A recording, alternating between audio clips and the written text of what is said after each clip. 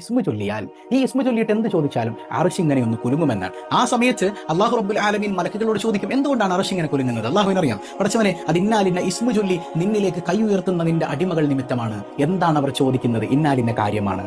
ആ ആഗ്രഹം അള്ളാഹു നിറവേറ്റി തരുമെന്ന് പരിശുദ്ധ മുഹമ്മദ് മുസ്തഫ സല്ലല്ലാഹു അലൈഹി വസല്ലമ തങ്ങളിൽ നിന്ന് മഹാരഥന്മാർ ഉദ്ധരിക്കുന്നത് കാണാം. നമ്മൾ വിചാരിച്ചാൽ ഒരു മരം പിടിച്ചു കുലുക്കാൻ പറ്റുമോ?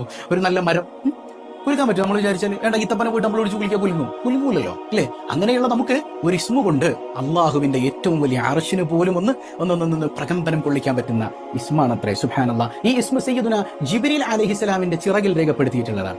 ഏതാഗ്രഹം മുമ്പിലുണ്ടോ ഈ ഇസ്മു ചൊല്ലിയിട്ട് നിങ്ങൾ ദുആ ചെയ്യണം എന്നുള്ളതാണ്. സുബ്ഹാനക യാ റബ്ബി. അപ്പോ എന്താഗ്രഹം ഉണ്ടെങ്കിലും അത് നിസ്കാര ശേഷമാകട്ടെ, രാവിലെയോ വൈകുന്നേരം എപ്പോഴെങ്കിലും 15 തവണ ഈ ഇസ്മു. ഏതാണ് ആ ഇസ്മു?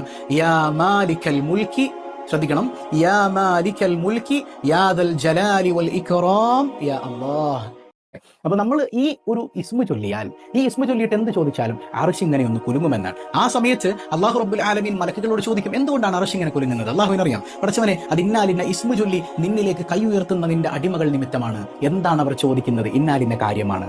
ആ ആഗ്രഹം അള്ളാഹു നിറവേറ്റി തരുമെന്ന് പരിശുദ്ധ മുഹമ്മദ് മുസ്തഫ സല്ലല്ലാഹു അലൈഹി വസല്ലമ തങ്ങളിൽ നിന്ന് മഹാരഥന്മാർ ഉദ്ധരിക്കുന്നത് കാണാം. നമ്മൾ വിചാരിച്ചാൽ ഒരു മരം പിടിച്ചു കുലുക്കാൻ പറ്റുമോ? ഒരു നല്ല മരം കുലുക്കാൻ പറ്റുമോ?